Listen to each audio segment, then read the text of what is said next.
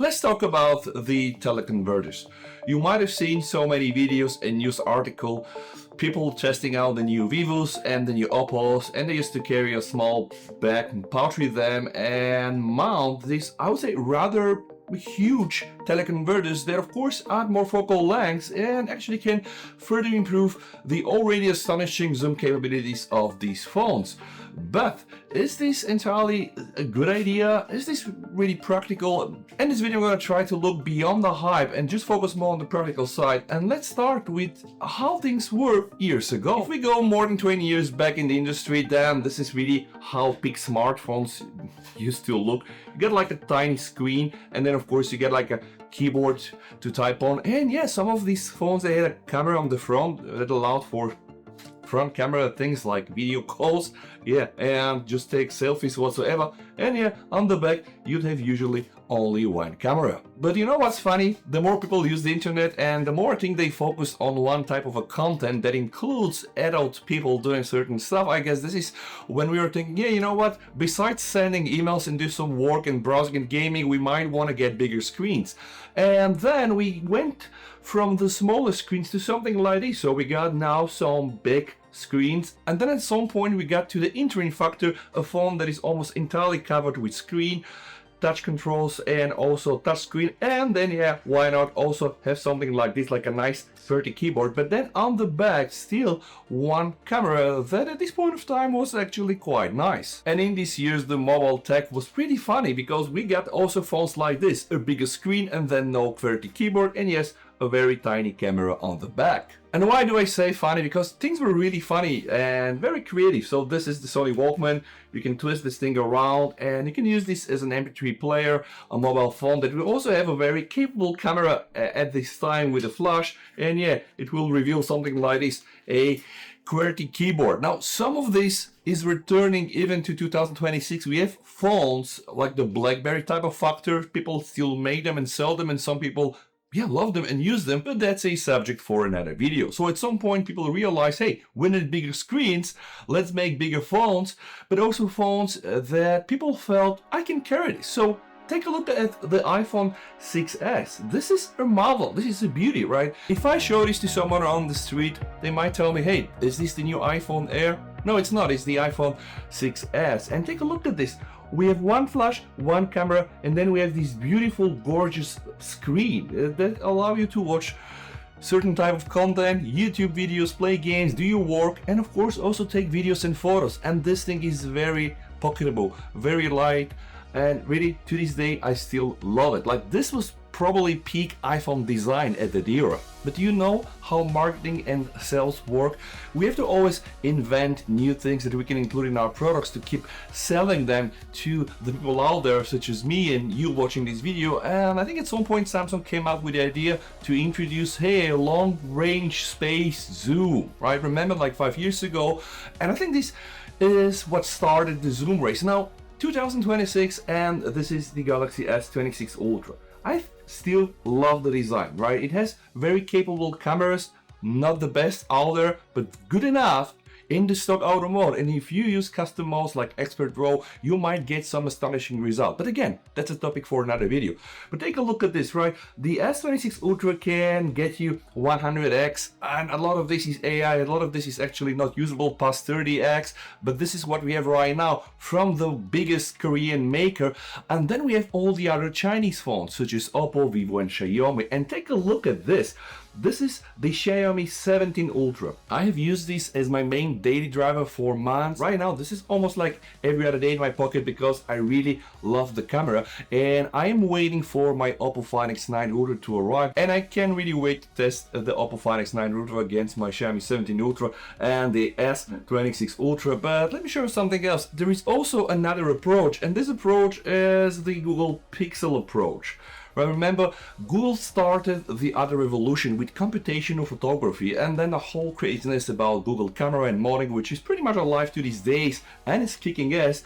And right now this is really how the Google Pixel phones look like. Like, yes, you have this thing on the back that protrudes and stands out and it's not so convenient. But remember, this video was about the teleconverters. Those are these huge things that you can mount on a specifically designed case and on your phone to get better long-range photos, which I think is not a bad idea. But it's also a flawed idea, and I'm going to try to explain why. Now, as we realize, phones became bigger, became more powerful. You can now play console-level games, emulation on your phones. You can play GTA 5, 60 FPS with high graphics and all of this, which is pretty good because the chips, they got really powerful. We get new technologies and the batteries allowing for phones to get batteries like 8,000 mAh and even beyond that.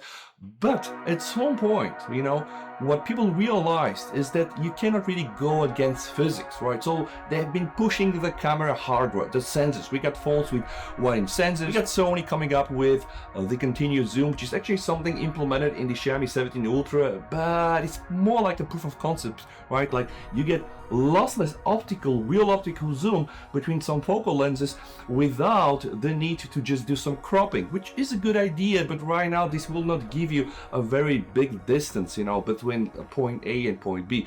And then at some point they realized, listen, what we can do, right, we can come up with these crazy periscope systems, and eventually now all these Chinese ultra phones, they have something like this on the back, which it's so big that you can just hold your phone on the camera bump, you know, which is pretty crazy. And it's a compromise for a lot of people out there, including me. Like, I am not okay wearing a phone that just looks like this. Yeah, it's not cool, guys. Come on. Now, the Xiaomi 17 Ultra is still okay, but the Vivo X300 Ultra and the Oppo, like this thing here, really the camera bump stands out way too much. But then all these people at these companies, they realized that they cannot go forever against the physics, and they still wanted to give you an experience that is so close to a real DSLR camera or whatever, like mirrorless. And then, you know, because they want to sell more things, they came up with the idea of the photo kits. So you'll buy a grip here, you can mount the grip here, you put a phone in a case, and then stick a huge teleconverter, you know. And if you do this on the street, you're gonna look like a crazy guy with a phone and a teleconverter. Because if you take a real camera on the street, people will just think, hey, you're like a photographer. But believe me, like shooting with these things out there, if I see someone doing this, I will like, yeah, this is a nerd. And don't get me wrong, there is nothing bad in being a nerd, because I myself think that I'm a nerd. But I also do not think that these teleconverters are such a good idea. And now I'm going to explain why. The first thing is the wobble factor. I did some research online, and it seems that the one that Vivo is using, they have a wobble between 1 mm to 3 mm, and that's probably not a big thing, you know, if you're shooting like 23 mm to 35 mm. But when you put 200 mils on the back of your phone, that even 1 mm of a wobble can get to a very soft picture that is really out of focus, and this is not what we want. So you have to be very precise with how you mount this thing and not touch this thing in order to get a crisp photo. And then again, at 200 millimeters, even 1 millimeter at a wobble effect will be a huge impact factor. And sometimes your images may appear if you've taken them during an earthquake. Then we have this whole ergonomic problem, because the phones are like 200, 250 grams, and you put a case on top of it, and you put a grip on top of it, and you put a teleconverter. And yes, I know what you're gonna say. Yeah, if I'm running around my Canon 5D, you know, that is a camera from 20 years ago, 1-inch sensor, very heavy, yes. But the weight distribution is different, because the body of a real camera fits in your hand, right? And now imagine you have to carry your phone with a case, with a teleconverter, and with a grip, and yeah, you have to be John Rambo. And if you own the Vivo or the Oppo or both, you might realize that this type of things might be like a dead-end investment, because the bayonet that they're using is kind of custom made. They're not using standard 17mm or 37mm threads. And then eventually there's gonna be the aperture problem, or the aperture tax, because think of it, this is how physics work. If you put a glass on top of your glass, yeah, you might lose some of that aperture. So let's say if your primary lens has an aperture of 2.6, but you put a teleconverter, you know, with a smaller aperture, well, you are using some of that light that your original lens can capture through the sensor. And remember, to begin with, even with 1 inch, it's still a tiny sensor that we have inside our phones. And then there are issues with lens flare, because this teleconverter is not like ideally mounted to your original lens. There is a tiny gap there,